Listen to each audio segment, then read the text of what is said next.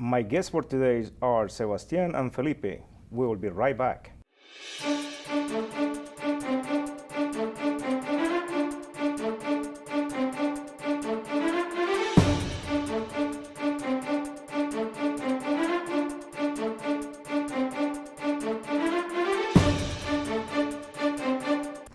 Hi, welcome to the program, Sebastian, Same Felipe. thing, Jair. Well, your story is very appealing to me because, I mean, you guys are students. You came from another country, play sports over here in this country, and now you're so amazing in terms of what you have done. So can you tell me how was it that you guys got to travel to the United States? Well, it all started back in '97 when my parents first wanted us to come to the United States and travel. And we came here and we really liked it, the family overall. When we decided to actually go to school, at some point, then that was the idea to travel to the United States. But it kind of had a start at the end of my soccer career. My dream was always to play soccer, and I played all my life in a really prestigious team in Colombia, Millonarios. And when things didn't start working, then we decided, okay, we're not going to stay here. We have to make a decision, and that decision was for us to go to the United States and study, and continue our path, and for Felipe to look for a new soccer career, but in the United States. So Felipe, how you saw this moment? It was an interesting transition. Coming to the U.S. was always a dream academically for us as a family, but always I had in my mind, I want to be a professional soccer player. I want to be a professional soccer player. And of course, here in the United States, there's scholarships. And that was my goal, to get a scholarship to go to school. And once I finished high school, it was interesting to have different schools just bid for you, and I got into USF. But let's not go too far. You guys are going too fast, because you were playing in one of the best teams, traditional teams in Colombia, Millonarios, Yes. in the capital, Bogota. Yeah. And if I'm correct, you were ready to get into playing for the first team. Exactly. So I mean, you're ready to get into playing for the first team of one of the most prestigious teams in Colombia, and then Dad and Matt says, we got to go to the United States. I mean, that must have been It was hard terrible. road. It was hard because I was already playing in the same club and infrastructure and everything for about 8 years. I was in between teams, but it was with Millonarios for a long time. The one thing that really happened was my first injury, in my first knee injury. I had a meniscus problem, which we share and we tell you. And when it first started, it was 6 months before my trials into the first team. I was devastated because I didn't really know what was happening to my knee. It was diagnosed incorrectly. And so when they told me that I actually had a tear meniscus and it was going to be 2 months, I was on time. 2 months, perfect. So I went in and I had my first surgery. I trained, I got ready, I got into trials, everything started looking good. And because I didn't really listen to people advising me, and I just played, and my parents take me time. There's not really that much rush into just playing another semester, another season, and I just started back. And that was it. That's when I had to decide whether to go to school or keep on playing. And Colombian families it was pretty bad. It was a difficult moment, yes. And for you, Felipe, I believe that there was an Argentinian team that was very interested. Well, I was playing at Millonarios when I was little. I started my career in Millonarios, and one of our coaches called Silvano Espíndola, he invited me to represent Colombia with a team in Argentina, and that's when we went to a international tournament, and I did pretty good, and then River Plate invited me to play. So that was a huge move. Can you tell us about River Plate? Because most people don't know about River Plate. Well, River Plate is one of the most traditional teams in Argentina. Boca Juniors and River Plate, that's the rivalry. It's like Real Madrid and Barcelona for Argentina. And it was a tremendous experience. I was really happy. Unfortunately, it was when the economic crisis hit Argentina, and academically my dad was like, you got to study somewhere. I was pretty envious though. It was an amazing move. Yes, Yeah. I really wanted to beat him because at that time I had the choice to going, but that, again, the Argentinian problem. And when when everything was set, he could not go to school. The commitment was you can go to Argentina, be in River Plate, but still be in school. It was not allowed for the school. I guess it had issues, and it was it. But then I went back to Colombia, and I was playing in the same professional team in the lower divisions. And with 14 years, when I was 14 years old, I was playing with under 20s already. And for 2 seasons, I was playing under 20s, and I was already getting to the reserve team, played with the reserve team, practiced with the professional team. So I was almost there, and that's when our papers to come to the U.S. Were approved, and we had to take a decision. Well, and then you traveled to the United States. What about the language? What about all of those things that people talk about, the barriers, different things? So how were you able to cope with some of those things, Sebastian? Well, we were fortunate that we were able to travel before to the United States for a while. And that's just that exposure was beneficial to a benefit to us. However, getting into the system, understanding the system was really hard, especially for the soccer part. I really wanted to go back into soccer, get ready. Also, my brother, and the structure is different. The whole thing of you go into a club, it doesn't exist here as it exists in Latin America, where you go into a club and it's separate from the school. Here you have to go through school to get to the MLS, and it was tough. You're starting to see that same structure now with professional teams, with the reserve teams, under 23 teams, but when we came, it didn't exist. For example, the Earthquakes, they didn't have lower divisions. It was really hard to get in, have a good team look at you and tell you, in a couple years you're going to be in the pros. Here the system was you go to the university and they draft you. It's totally different. So then you encountered this thing. So how do you were able to cope with this? How I know that you guys went to USF finally, but I mean the whole process, the recruiting process. How do you like the recruiting process over here in the United States? First of all, the transition was hard. Coming to the U.S., if you come alone, it's going to be hard. If you don't come with your family, I'm not going to tell you you're screwed, but you're kind of screwed.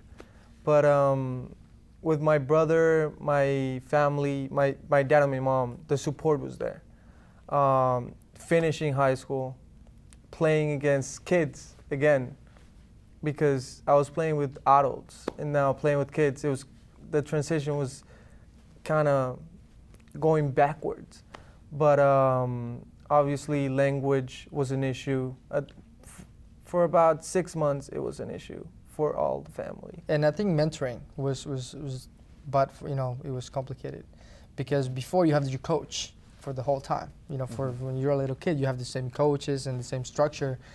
Coming to a new place where people weren't really being understood as we played. I'm talking more for my brother, because at that moment I was going more for a transition of schools and more academically. For my brother was okay. This is my shot, and not having that mentor was complicated. Was complicated, and I know that you at one point decided, well, I'm not going to play any more soccer, and then you went into something else like swimming. Yes, I love sports. I'm really competitive, and seeing my brother going and scoring things and me not doing anything was tough. My parents would go and cheer, and I wanted that same feeling. And when I started here, I started Chabot College in Hayward, California, and I saw that they had a water polo team, and I was water polo. I started researching, and I said I want to do water polo. So I went in with swim trunks really big and long hair like an Argentinian player, and then you see me like really big white guys and speedos and all that stuff. It was funny, but I started practicing, and 5 in the morning every day, really early, then late at night, getting in shape, and it was amazing. It was an amazing experience, and I really wanted to stay. He was getting back into. I was getting back into it and stuff, but it was difficult just getting to another sport, but I loved it. And Felipe, for you, in terms of the academics, you were going to school in Colombia, now you're here in the United States. I mean, was it that much different? Or? Well, I would have to say that it was more difficult back home because it was, once you ended school, it was a 3-hour practice, and I was getting back home around 9 p.m. We traveled around 45 minutes outside the city to practice, and coming back, it was just tough. So you slept a little bit, you were really tired, homework was a little homework, and then when I was back in school, I tried to do it in my breaks. Coming here, it was a lot more free time. So no practice after school, just a couple hours on my own. And then since there are seasons over here, in Colombia and in the rest of the world, we play year long. Here, it was just one season and it's over. 3 months and it's over. Well, let me tell you why your story interests me the most. One is you have athletes that were in a different country. They came into this country without the language. Mm-hmm. You adapt yourself culturally, socially into the new into a new country, and then you go into a university. You guys are graduated from the university. Mm-hmm. So tell us a little bit about going to USF academically and also in soccer. Well, I got into USF. And it was like coming back to Colombia playing against 20-year-olds and 22-year-olds. And for me, it was like I feel back home. I'm playing again, practicing every morning for 2 hours, going to the gym in the morning, and I felt back home. At the same time, I was studying, and as a freshman, that transition is kind of hard. But and also going to the university. But my brother went to college. He helped me through that first process, and it was fun. It was playing again every day. It was a good time.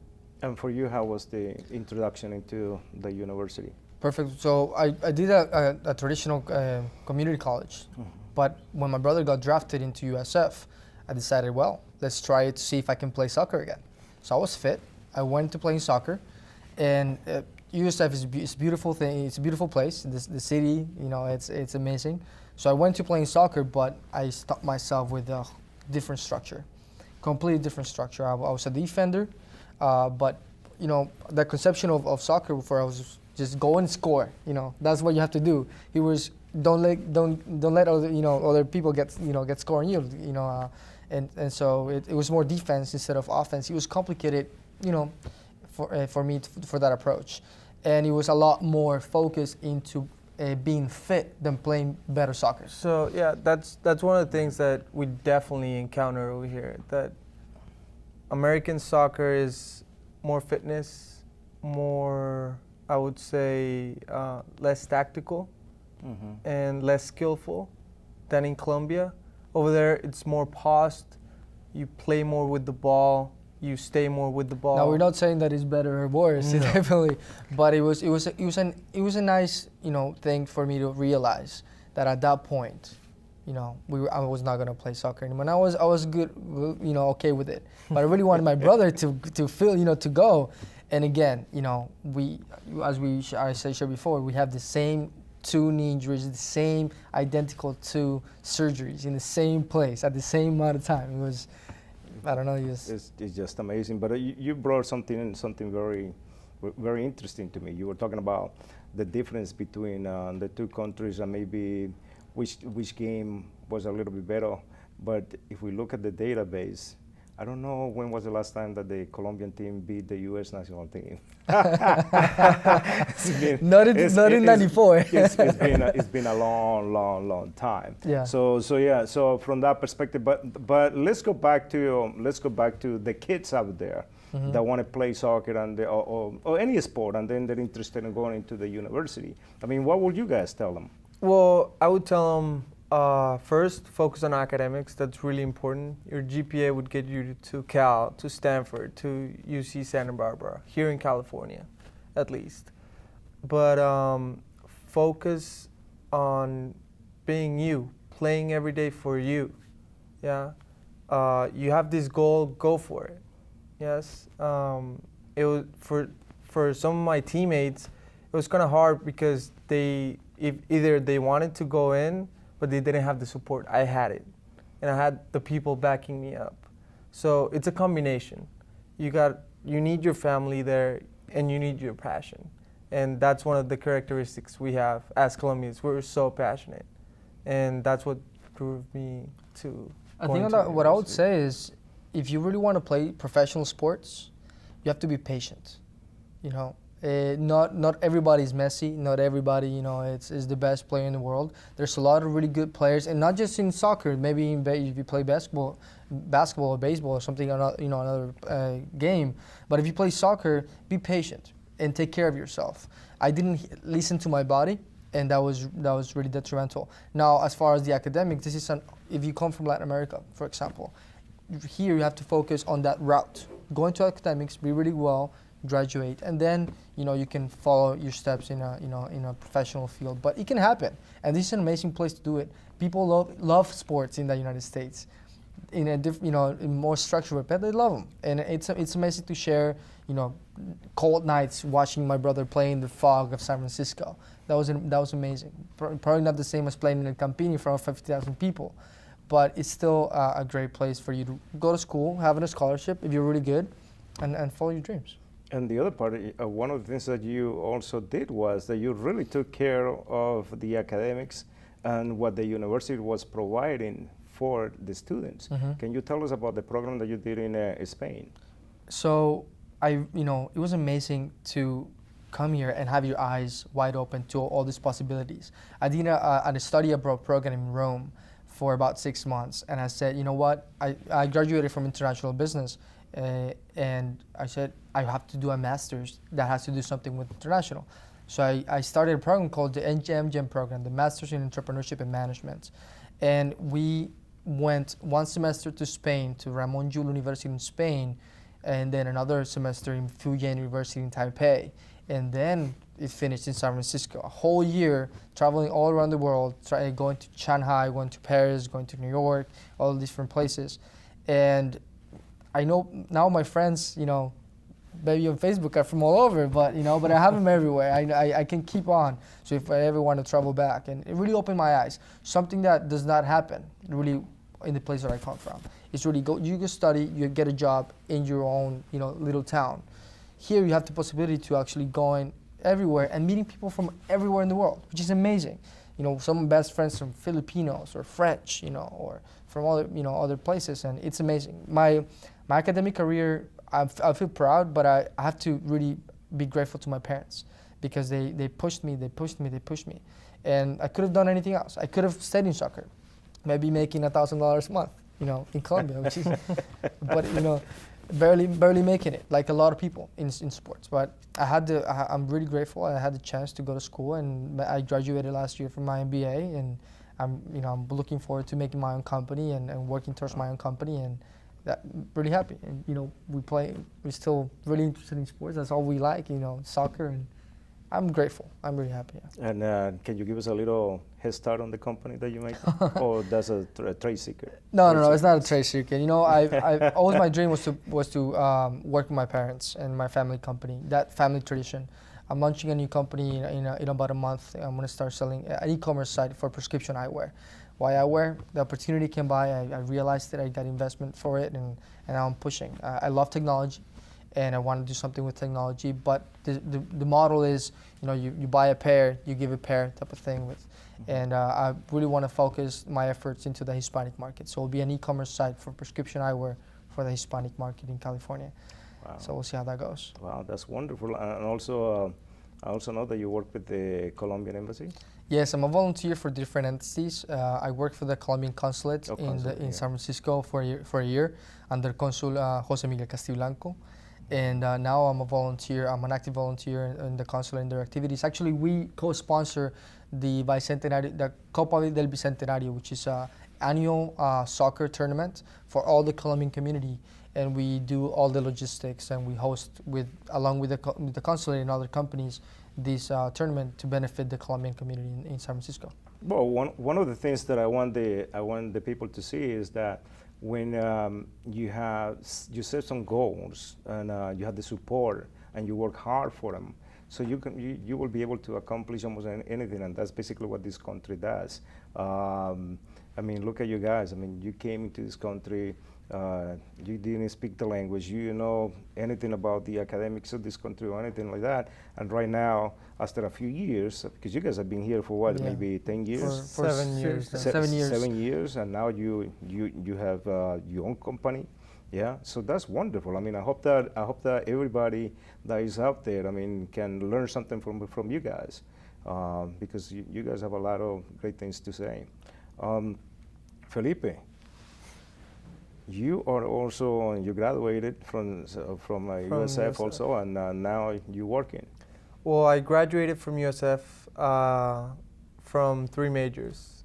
I really took advantage of the opportunity, and many people take the advantage of it, many don't, but I had to. It was a scholarship, and I had the opportunity to graduate in international business, marketing, and multicultural marketing. And right now I'm working in sports marketing, a company called Amplify Social. We focus on digital sports marketing. So I still work with athletes, being an athlete. So it's pretty fun. And I remember that you guys were talking about maybe you in the future, Felipe, working with FIFA. Yes, that's a program I really want to do. It's a master's degree with FIFA. It's called FIFA Master. It's 4 months in Milan, 4 months in London, and 4 months in Neuchâtel, Swiss. Again, I'm jealous. Do. It's working directly with the FIFA, and it's in sports management, humanities in sport, and law in sport. And FIFA is the governing body for soccer worldwide. Yes. For those of you who want to know. So I mean, in terms of you guys have been so busy and all of that. Can you tell us something about your parents? What was the reaction after all of these things has gone by and passed, and now you're graduating? I mean, what is it that they talk about? Well, it's for them was really hard seeing us not, do all this effort to follow our dream and be professional soccer players, and then we got injured. It was tough for our family. However, their most important goal was for us to get our education. It was a really hard task because you come here and you're lost, like you just mentioned. But slowly but surely, we did everything, and they're the happiest people I know, because now we're in a point that none of our family has been. None of our family has been out of Colombia. Not everybody, or to China or to Europe or other places, or working for their own companies and stuff. Not to brag, obviously, but they're really they're fighters.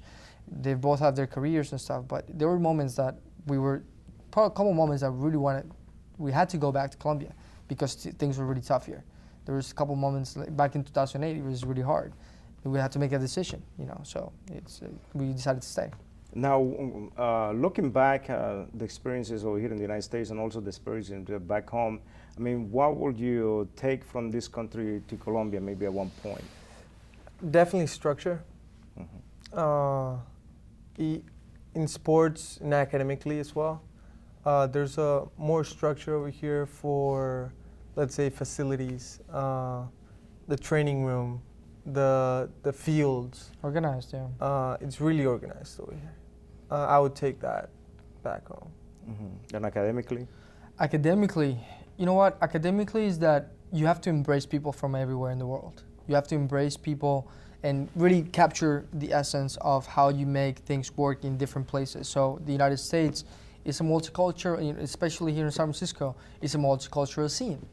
And you have, people here take advantage of that. You know, embracing other people, embracing other cultures, other races.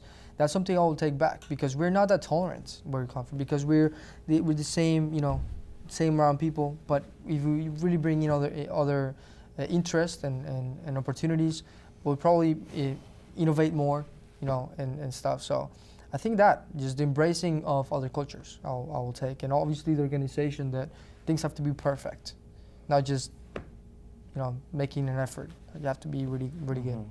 And going back to the university, why USF?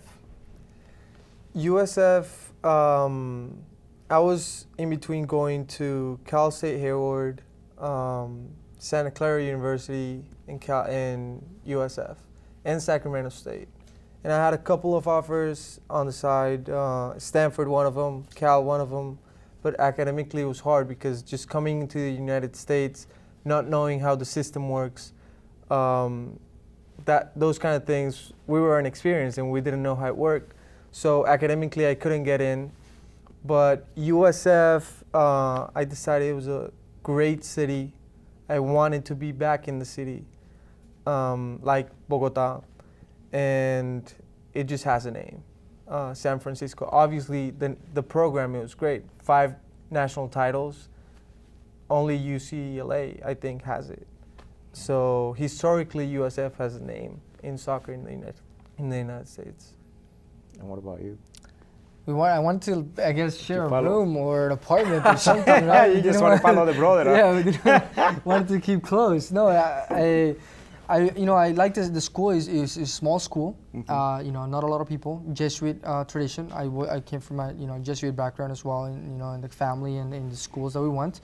It made sense, and again, people. It was the most multicultural place around. You know, they proved the numbers, and the people there are amazing. I feel very proud, very, very proud of being at USF. They helped me tremendously, and I cannot be more grateful for what they did. Now, we could have gone anywhere else, but there's a lot more to go. We really want to keep going. Yeah. So now, we almost, one last thing. What would you give back to the Californian community? Well, one of the programs I'm really interested in right now, there's a nonprofit organization in Berkeley called Soccer Without Boundaries, and they have different programs around the world, and I definitely want to give back to the community in that. Yeah. Thank you, Felipe, and thank you, Sebastian. This is all the time that we have for today. I mean, you guys have been great. Your story touches a lot of hearts, and hopefully also will be able to motivate so many different people. Perfect. So thank you for watching for the sports.